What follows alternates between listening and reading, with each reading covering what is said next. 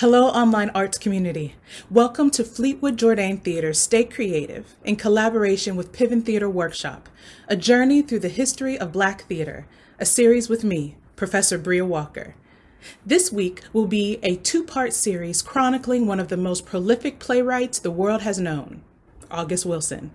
We will take a look at his life and his seminal work, the 10-play century cycle, the decade-by-decade chronicle of African-American history in the 20th century. August Wilson was born Frederick August Kittle Jr. in 1945 in the Hill District neighborhood of Pittsburgh, Pennsylvania. His mother was Daisy Wilson, a Black woman who cleaned homes for a living, and his father was Frederick Kittle, a white German immigrant and baker. Wilson was the fourth of 6 children. In his childhood, everyone called him Freddie. From the 1930s to the 1950s, the Hill District of Pittsburgh had a diverse makeup of people. As the city grew and became an industrial core, European immigrants and Southern Blacks of the Great Migration flocked to Pittsburgh for economic opportunity. Many of them settled in the Hill District. Economic opportunity and a vibrant night scene helped to make the Hill District a magnet for culture. You had night spots like the Granada Theater, the famed Crawford Grill, and the Savoy Ballroom, which brought greats such as Lena Horne, Billy Eckstine, and Earl Father Hines. According to the documentary Wiley Avenue Days, quote, from the 1930s to the 1950s, the Hill District emerged as one of the most prosperous and influential Black communities in America, end quote. By the mid-1950s, urban decay and renewal began to decimate many American cities, and Pittsburgh was no exception. In the early 60s, the city needed a place to erect its new arena, which they would call the Civic Arena. In order to make way for its construction, the city decided to demolish the now decaying Lower Hill District. This decimation would lead to the displacement of over 8,000 residents and over 400 businesses. Many white residents were granted loans to purchase homes in the suburbs surrounding the city, while many Blacks were offered public housing options within the Upper and Middle Hill District. This would serve as the model for some of the first public housing units in America. It is within this economic and historical transition that Freddie grew up and in. When his parents divorced, he, his mother, and his siblings moved from the Bedford Avenue area of the Hill to the mostly white neighborhood of Oakland. After facing relentless bigotry at many schools, Freddie would end up at Gladstone High School in the then predominantly white Pittsburgh neighborhood of Hazelwood. When he was 15 years old, Freddie wrote an impressive essay on Napoleon. His teacher, not believing that a Black student could write such a paper, accused him of plagiarism. Freddie, being fed up with the school system, secretly dropped out and pursued an independent education at various places. One being the main branch of the Carnegie Library of Pittsburgh, another in the 5-cent blues records he bought as a youth, and lastly, on the streets of the Hill District, where he soaked up the language and culture of his people. Wilson later stated that, quote, I dropped out of school, but I didn't drop out of life. I would leave the house each morning and go to the main branch of the Carnegie Library in Oakland where they had all the books in the world. I felt suddenly liberated from the constraints of a prearranged curriculum that labored through one book in 8 months, end quote. In 1962, Freddie enlisted in the U.S. Army for 3 years, but left after 1 year of service. He then worked odd jobs as a dishwasher, porter, cook, and gardener to support himself.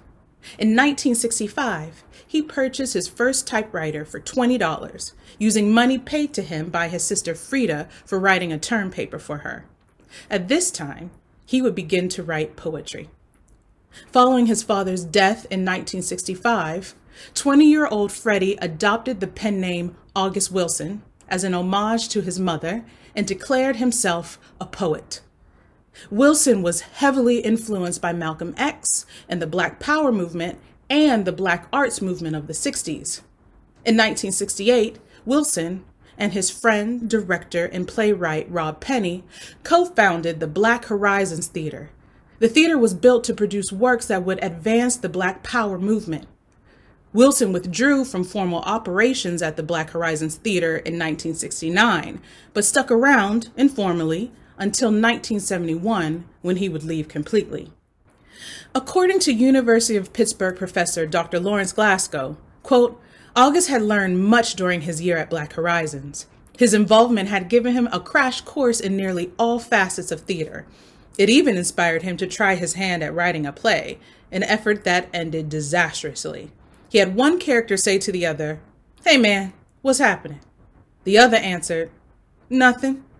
August says he sat there for 20 minutes and neither of the characters would say anything.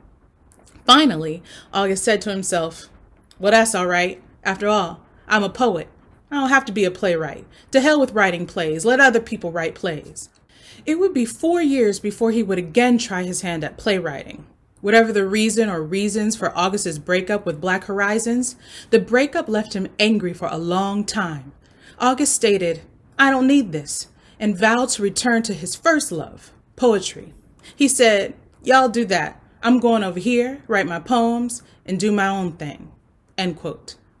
Wilson returned to poetry but struggled to find his own poetic voice. After much frustration, he began to re-engage, albeit tentatively, with the Black Horizons Theater. This re-engagement was influenced by the appearance of artist and teacher Claude Purdy and his girlfriend, Elva Branson, who was now the new director of Black Horizons. Purdy became Wilson's friend and mentor and encouraged him to forget his avant-garde poetry and write in the way Black people actually talk. He urged him to find himself. A couple of years later, Wilson would write his first play entitled Recycled. Recycled was inspired by an actual tragedy and explored the figure of the outsider, a concept that had long intrigued Wilson. A couple of years later, he wrote his next play, The Coldest Day of the Year, which was inspired by Samuel Beckett's Waiting for Godot. After meeting Rob Penny's fellow classmate and colleague, Dr. Vernell Lilly, who created Kuntu Repertory Theater, August forged a working relationship with her. She would stage his next play, The Homecoming, which was an early version of Ma Rainey's Black Bottom. Unfortunately, the plays were not successful and still did not quite capture Wilson's voice. In effect, he returned to his poetic roots and joined a Black Studies initiative at the University of Pittsburgh called the Kuntu Writers Workshop, founded by Rob Penny and actress Misha Batten. Leaning on the advice of Claude Purdy to do something artistic that also had popular appeal, and dancer, artist, and friend Bob B.J. Johnson, Wilson decided to adapt his pre-written long poem, Black Bart in the Hills, into a musical satire. He, Purdy, Johnson, and Batten got right to work. The new title became Black Bart and the Sacred Hills and was loosely based on the Lysistrata story plot. The musical showcased how Wilson was beginning to write dialogue that reflected how people actually talked. Everyone from the creative team to the actors were excited about the show. But at the last minute, Wilson had to cancel the production as he was unable to raise the funding needed to continue. A string of artistic disappointments coupled with a big falling out with Dr. Vernell Lilly resulted in Wilson announcing his decision to leave Pittsburgh and move to St. Paul, Minnesota. Why St. Paul, you might ask? Well, August had been in touch with Purdy, who had moved to the St. Paul area. Purdy had begun working with Penumbra Theater Company and had fallen in love with the city and the company. Wanting to work with Wilson again and missing his friend, Purdy sent Wilson a plane ticket and an offer to revise his production of Black Bart at Penumbra. Wilson took him up on his offer, and in January of 1978, Wilson moved to St. Paul, Minnesota. While at Penumbra, Wilson concentrated more on playwriting and became a company member. Black Bart and the Sacred Hills became his first professional production. Wilson dealt with various artistic setbacks at Penumbra, but eventually found success. In 1979, Wilson would write Jitney, which he considered his first real play. Join us next time for part 2 as we explore Wilson's emergence into his authentic voice and examine his groundbreaking 10-play century cycle.